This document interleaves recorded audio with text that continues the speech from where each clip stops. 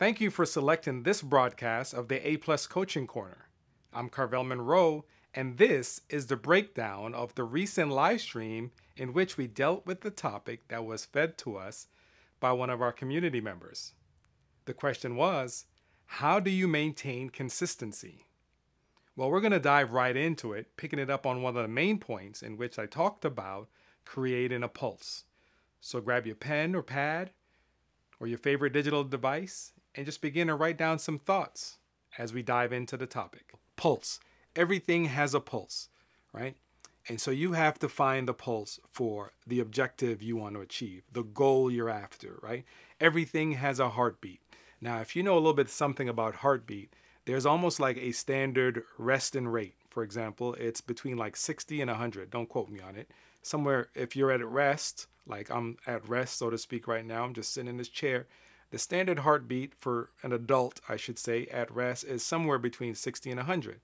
But everyone is not the same, right? So you don't want to make comparisons to other people. And what I mean by that is an athlete, maybe they have a lower heart rest rate because they're conditioned. So your vision, your ambition, your goal, whatever you're on, give it a pulse. Find something, boop, boop, boop. That's your rhythm.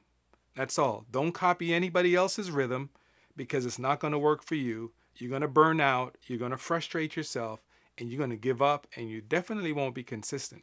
Now, I showed you Seth Godin's blog daily. No way I can keep up with him. Even if I try to write small, I probably could, but I have way too many things going on right now. But one day I could. But that still doesn't serve what I want. So I will put that there to say, don't compete with anyone else. Compete with yourself. Take your goal after you've put it through the SMART process, SMART, and identify all those things. Find something that's realistically work for you.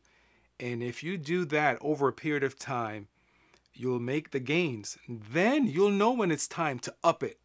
You'll know when it's time to like increase whatever the frequency is or the dosage. There's two words. Frequency, meaning you might pick up the pace. You might do it more often. And the dosage, you might, in other words, you might increase the dosage. Imagine you're taking tablets, so to speak. So whatever you're doing, if you started small, you're going to build a rhythm. You're going to be moving along. And then the time will come. Don't ask me how. You'll know when. You'll know when it's like, you know what? I can do more. The habit you've built, you'll become so efficient and easy at it. And then what will happen is you'll be like, you know what? I can do more than this because now you've built a habit, right? For example, let's use the weightlifting analogy. If I am curling 10 pounds initially, and let's just say I don't work out, right? If I'm curling 10 pounds, it might hurt me. I might feel a strain. But after a while, I'm gonna be like, this is easy. I need 15 pounds and then 20 pounds. And maybe if I'm just working out once a week or twice a week at the gym, after a while, I'm gonna feel like I wanna do more. So that's what I'm saying. When you start, it's gonna build something. You're gonna look back. It's gonna whet your appetite, whatever term you wanna use. And then you're gonna know I can do a little bit more because I'm getting better at the same time. So you find your pulse, unique to you. You just stick with it. You do your thing. I'm not saying evaluate. Obviously, you can evaluate and assess and recognize if you need to do something different, but you've got your pulse. Now, one of the things you got to be wary of, especially when you're on social media, especially when you're seeing other people, you might feel as if you're not making progress because everyone else is, or the people you look to is. You just got to keep this in mind. When you discover someone you follow, a superstar, somebody very prominent, you're seeing them in their now stage, and you probably already know this. You haven't seen them in whatever happened years ago. You haven't seen all the sweat equity they had to put in, right? Just put it that way. So when you discover them, I won't say when they're at their zenith, but you discover them on top. You haven't discovered them when they were climbing that hill, when they were putting in the sweat, when they were really working. So you got to be faithful and consistent with yours, even though you don't do it. Now, you could be doing all the things that we talk about. You could find your pulse, whether it's weekly or monthly or, I'm just using those terms, whatever your pulse is and the dosage that you've decided to do it at. And it doesn't mean that gives you your guaranteed results or the viewership or the audience right away, right? And that's the part where you don't want to turn away from or stop doing what you're doing because you're laying the history, right? You're laying the proof. And history is very important. So when you're doing your thing, when you find your pulse, when you're doing your dosage, when you started small, you're doing your version of your 10, 20, 30, your easy start steps, you're actually laying it down. You are, and in that process, you're building character, which is very important. I know you don't really, we might not hear that in these spaces, but it's very important. You're building character for yourself. You're also proving it to yourself, which is very important, because that is what's going to determine what you can manage when it swells up, when it grows, when it enlarges.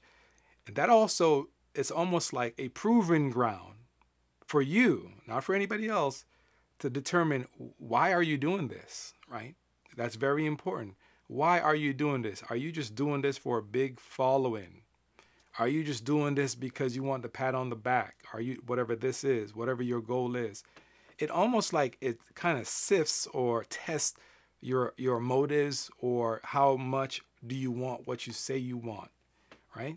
And it gives you something, because actually you'll actually do probably most of your creating, or maybe some of the best creating right now, or the more significant creating right now, in that alone space when the lights are not on you.